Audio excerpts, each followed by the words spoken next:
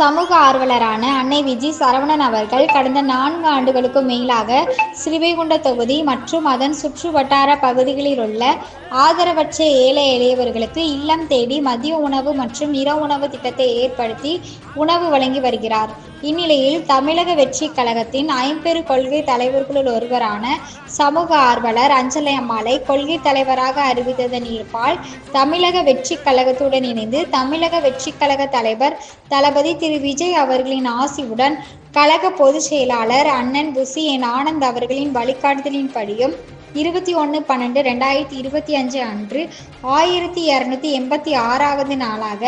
ஏரல், உண்டியூர், ஸ்ரீவைகுண்டம், கோட்டைக்காடு, சிறுத்தண்டநல்லூர் மற்றும் கீழமங்கலக்குறிச்சி அதன் சுற்று வட்டார பகுதிகளில் உள்ள